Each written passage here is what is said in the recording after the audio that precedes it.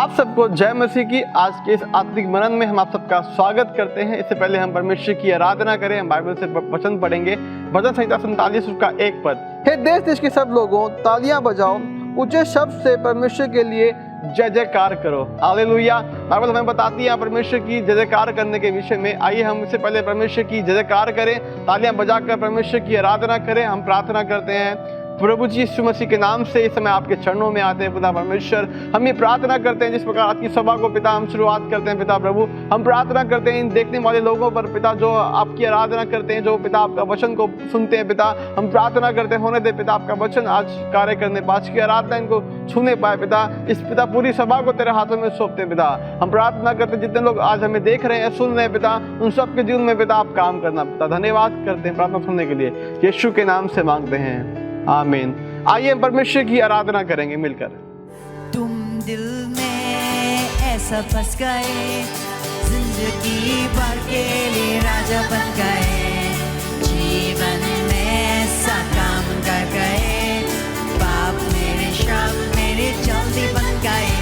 ओ तुम दिल में ऐसा बस गए, जिंदगी भर के लिए राजा बन गए, जीवन में ऐसा काम कर गए, बाप मेरे शब्द मेरे जल्दी बन गए। दिल में जावे सब नाचेंगे, तो हिलोगे। दिल में जावे होठों पे आंखों में तू, दिल में जावे होठों पे आंखों में तू है, दिल में जावे होठों पे आंखों में तू है। दर्द में जूझ रहा था, दर्द से मुझे यीशु ने खींच निकाला, जंजीरों में जो झगड़ा हुआ था तोड़कर उनको आजाद है किया। तो दर्द के मैं जो जी रहा था, दर्द से मुझे यीशु ने खींच निकाला, जंजीरों में जो झगड़ा हुआ था तोड़कर उनको आजाद है किया। तुम दिल में ऐसे बस गए, जिंदगी भर के राजा बन गए, जीवन में ऐसा काम कर गए, बाप मेरे शब्द मेरे जल्दी बन गए। ओ दिल में जावे होठों पे आंखों में तू है, दिल में जावे होठों पे आंखों में तू है। ओ दिल में जावे होठों पे आंखों में तू है, दिल में जावे होठों पे आंखों में तू है। ये समय है सूचनाओं का। इस सप्ताह की सूचना इस प्रकार से है। फरीदाबाद के अलग अलग स्थान में हमारे ग्रेस कलीसिया की आराधना सभा होती है, जैसे कि मैं एस्तर लकड़ा और मैं इवेन लाकरा, हम दोनों मिलकर grace assembly of god church Dhiraj Nagar में सेवकाई करते हैं। मैं अरुण, मैं बसंती, हम grace assembly of god church Ramnagar में सेवकाई करते हैं। मेरा नाम जॉनसन मसीह है। मेरा नाम नीलम मसीह है। हम दोनों मिलके grace assembly of god church Surajkund में सेवा करते हैं। मैं अखिल, मैं अनुपमा जॉय। हम दोनों मिलकर grace assembly of god church Bharat colony में सेवा करते हैं। मेरा नाम अश्मिता साहा और मेरा नाम आदित्य साहा है और हम दोनों मिलकर grace assembly of god church 21D और गदाखोर में सेवा करते हैं। मैं वरुण, मैं पायल। हम दोनों मिलकर grace assembly of god church Dayal Nagar में सेवकाई करते हैं। मैं जीवनदीप, मैं पुष्पा, हम दोनों मिलकर grace assembly of god church Nimka में सेवा करते हैं। मेरा नाम शाहरुख है और मैं पास्टर जीवनदीप के साथ मिलकर grace assembly of god church Neemka में सेवकाई करता हूँ। अंग्रेजी की आराधना सभा सुबह 10 बजे 21C क्षेत्र में होती है। यदि आप इन क्षेत्रों के आसपास रहते हैं तो मैं आप सबको उत्साहित करूंगा, आप जरूर हमारे साथ किसी भी एक आराधना सभा में जरूर भागी हो। हर रविवार को सुबह 11 बजे आत्मिक विचार प्रस्तुत किया जाता है। अगर आप किसी भी कारण कलीसिया भवन में नहीं आ पाते हैं तो जरूर आप ऑनलाइन के माध्यम से जुड़ें। हर रोज प्रार्थना दल और पासवान के दल आप सभी के लिए प्रार्थना करते हैं।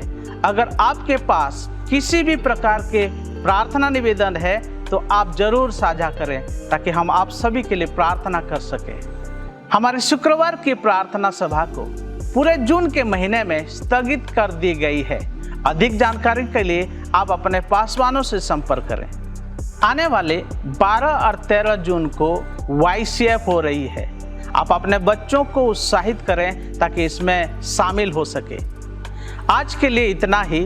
अधिक जानकारी के लिए आप अपने क्षेत्रीय पासवान से संपर्क करें। ये समय है परमेश्वर को भेंट और दशमांश देने का, और बाइबल हमें बताती है, नीति वचन का किताब उसका 18 अध्याय का 16 पद में इस प्रकार हमें बाइबल बताती है, भेंट मनुष्य के लिए मार्ग खोल देती है और उसे बड़े लोगों के सामने पहुंचाती है। मेरे प्रियो, यहाँ पर नीति वचन का लिखने वाला कहता है कि जो भेंट है मनुष्य के लिए मार्ग खोल देती है। आज मैं आपको बताना चाहता हूँ, अगर आपके द्वार बंद हैं, आप परमेश्वर को देखकर परखें कि प्रभु आपके लिए मार्ग को खोल देगा, आपके लिए वो दरवाजों को खोल देगा जो बंद पड़े हैं। बाइबल बताती है कि हमें परमेश्वर को उदारता से देना है ना।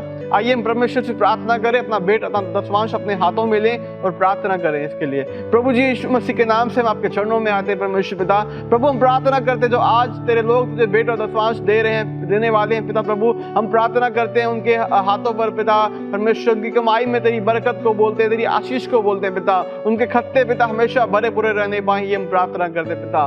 प्रभु जी इस भेंट पर प्रभु तेरी आशीष को मांगते हैं पिता, इस दशमांश पर तेरी आशीष को मांगते हैं पिता। धन्यवाद करते हैं प्रार्थना सुनने के लिए, यीशु के नाम से इस प्रार्थना को मांगते हैं, आमीन। आप अपने भेंट और दशमांश को ऑनलाइन के माध्यम से दे सकते हैं, जैसे कि फोन पे, गूगल पे, पेटीएम, QR कोड को स्कैन करके, और आप बैंक ट्रांसफर के माध्यम से भी अपने भेंट और दशमांश को दे सकते हैं।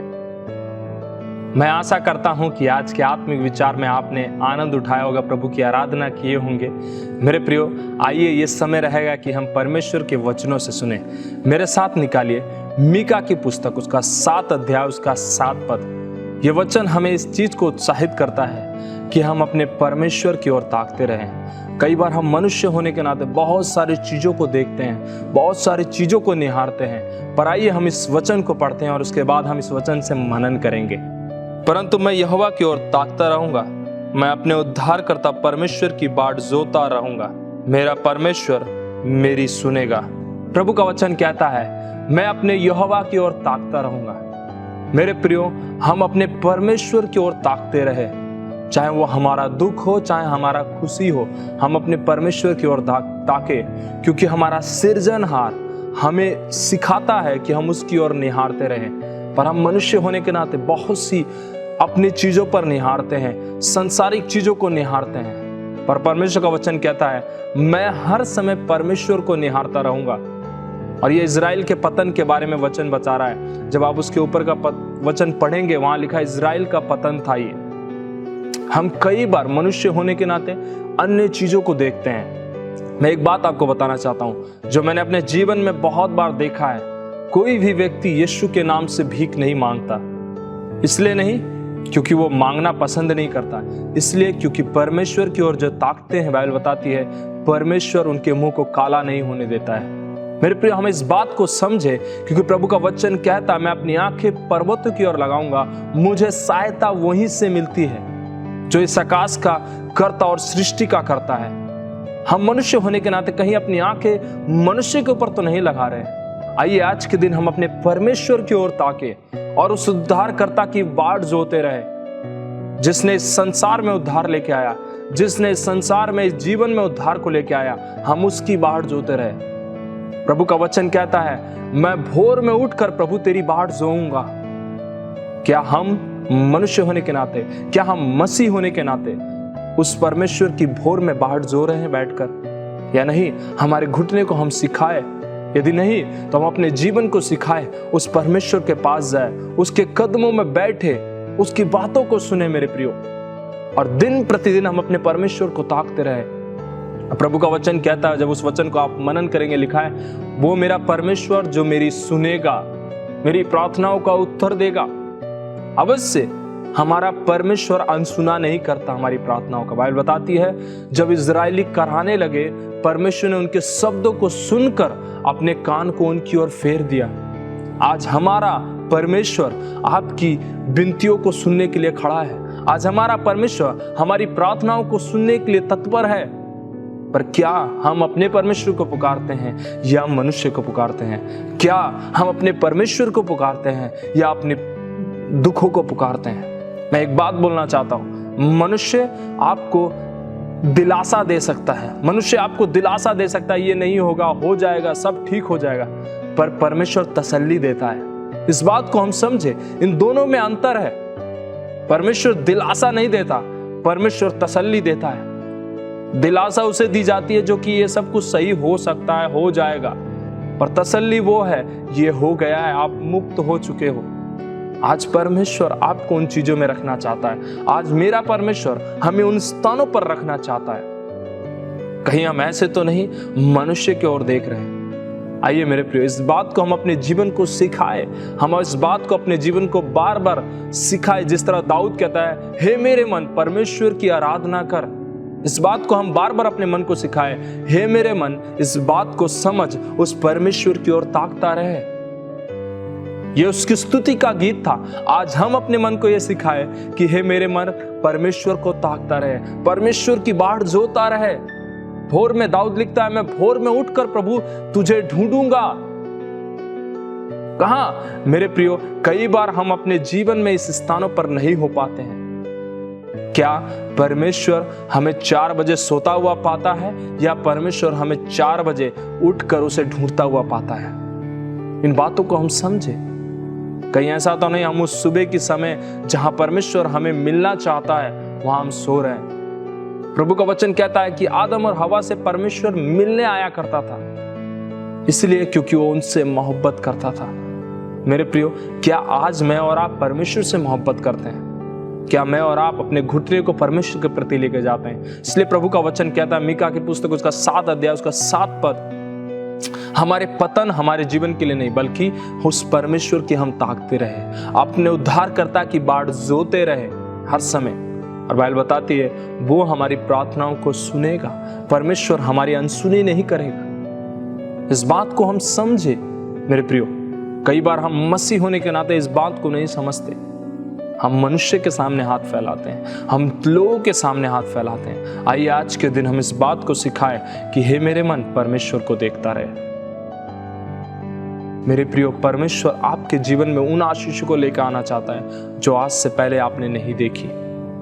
आपके श्राप को परमेश्वर आशीष में बदलने की क्षमता रखता है। इस बात को हम समझे। आइए हम प्रार्थना करें। प्रभु आपका धन्यवाद देते हैं, हर चीजों के लिए आपको धन्यवाद देते हैं। जब परमेश्वर हम आगे जीवन को जीते हैं, परमेश्वर होने देना, आप हमारी सहायता करना प्रभु।